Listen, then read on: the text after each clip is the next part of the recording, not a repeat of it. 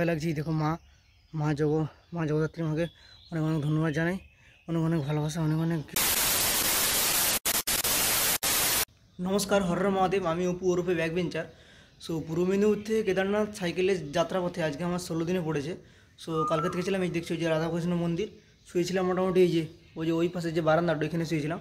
আর এখানে মোটামুটি কী বলবো, সব বাঙালি বাস করে।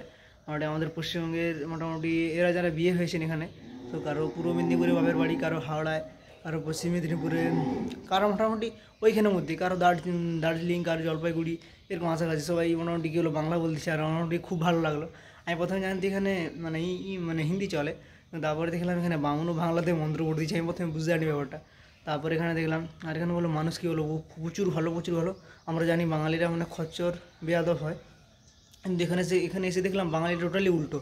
মোটামুটি কী হলো, এখানে লোকজন মানে কী হলো নিজেদের মোটামুটি বলছে তুমি তো আমাদের নিজের আত্মীয়, মানে নিজেদের পশ্চিমবাংলারই ছেলে। সো কী বলবো, আর পশ্চিমবাংলার এদের মানে বাপের বাড়ি, তাই জন্য আমাদের বলছে পশ্চিমবাংলার ছেলে। আর এখানে মানুষ খুবই ভালো। কেন কালকে রাতে আমি এখানে শুয়েছিলাম, আর এখানে একজন চোর আছে, সেই জন্য বলেছিল যে আমাদের ঘরে শো, আর ঘরে ইনভার্টার আছে, কুলার আছে, কোনো অসুবিধা হবে না তোমার। সো আমি ঘরে শুইনি, কারণ ওদের ঘরে 3টে মেয়ে আছে, সেই নিয়ে আমি শুইনি।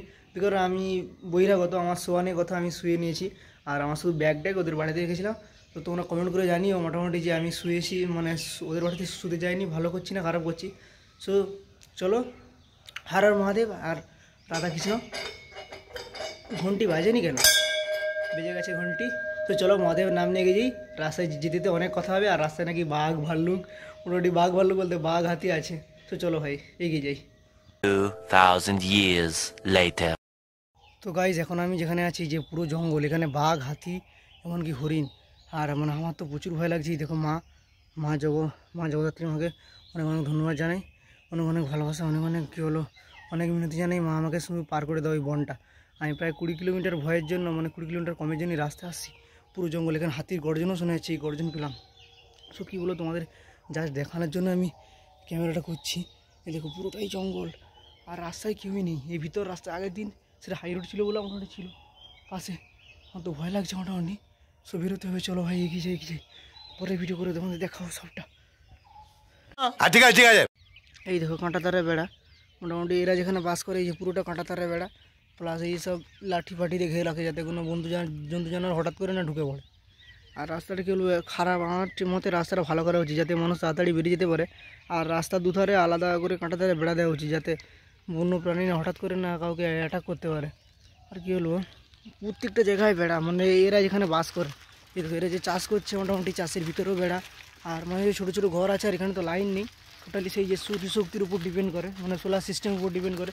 তো উপরে সব মাথায় সব সোলার প্যানেল লাগানো আছে, সেখান থেকেই সব আলো আসে। আর পুরোটা দেখো কাঁটাতারের বেড়া, যে সব ঝোপঝাড় দিয়ে ঘেরা আছে। তো চলো যেতে কথা হবে, আরও অনেক কথা হবে। আর এই সূর্য সবে উঠছে, আজকে দেরি করে বেরিয়েছি, কারণ এই রাস্তাটা এত খারাপ, মানে খারাপ বলতে কি মানে ভয়ঙ্কর, মানে খারাপ তো এসে দেখলাম, আর ভয়ঙ্কর বলতে কি এই যে বন্য প্রাণীটা নিয়ে আছে, এই জন্য আমি দেরি করে বেরিয়েছি। তো চলো রাস্তায় যেতে কথা হবে, এখান থেকে যত তাড়াতাড়ি মানে কী হলো চলে যাওয়া যায় তত তাড়াতাড়ি মঙ্গল। A few moments later. So উত্তরাখণ্ডে ঢুকে গেছি, পাহাড়। সো আর হচ্ছে এখান থেকে কেদারনাথ 310 কিলোমিটার। সো গাইজ 310 ভাই, 16 দিনের যাত্রাপথে এতদিনে উত্তরাখণ্ডে ঢুকেছি ভাই, কী যে আনন্দ হচ্ছে ভাই, তোমাদের বলে বোঝাতে পারবো না। সো আজকে হচ্ছে 85 কিলোমিটার সাইকেল রানিং করেছি, বেশি করতে পারিনি, কারণ আজকে বেরোতে একটু লেট হয়ে গেছে বলতে ইচ্ছাকৃতভাবে লেট করেছি। 5:30টায় বেরিয়েছি, কারণ সকাল না হলে যে বন জঙ্গলে আসার কথা ছিল, ওখানে বাঘ, তারপরে তোমার হাতি, অন্যান্য আরও হিংস্র প্রাণী থাকে। সো মোটামুটি গেলো রিক্স। তো সেই নিয়ে রাস্তাটাও, আর ওই যে রাস্তাটাও ছিল, রাস্তাটাও প্রচুর খারাপ, সেই নিয়ে রাস্তাটাও টানতে পারিনি। আর এখানে এই যে পাহাড়ে উঠতে প্রচুর কষ্ট, মানে এত ঢাল, এত আর এই মোটামুটি 2 দিন স্নান করে নিয়ে মোটামুটি স্নান হয়ে ফ্রেশ হলাম। আর শরীরে তো অবস্থা পুরো কাহিল হয়ে গেছে। আর আজকে পেটও খারাপ হয়েছিল, সেই জন্য একটু মানে শরীরটা কীরকম লাগছিলো, তাই সাইকেলও সেভাবেও টানতে পারিনি, সেই জন্য মানে একটু শক্তি সেরকম প্রয়োগ করতে পারিনি। আর কী হলো, যেদিকে দেখাই শুধু পাহাড় আর পাহাড়, ভালোই লাগছে এদিকে। আর কী হলো, জিনিসের দাম তো একবারে, জিনিসের দামও সেই ভালো লাগছে, মানে কী বলো, একটুকু ভাত দিয়ে বলে 50 টাকা, মানে। আর পায়খানা পেচ্ছাপ করা তো বহুত অসুবিধা, হোটেলে খাও তবে পায়খানা পেচ্ছাপ করো, নাহলে রাস্তায় থাকো। সো কী বলো গাইজ, মানুষের মন বড়ো আর কি। সো গাইজ আজকের মতো ভিডিও এখানে আছে। আর ভিডিওটি যদি ভালো লাগে লাইক কমেন্ট শেয়ার যা পারে করতে, ছোটো ভাই চ্যানেল, হ্যাঁ তোমরা তো লাইক কমেন্ট শেয়ার করো, কী আর বলবো। আর ভিডিওটা বেশি করে শেয়ার করো। টাটা ভাই, দেখাচ্ছি নেক্সট ভিডিও।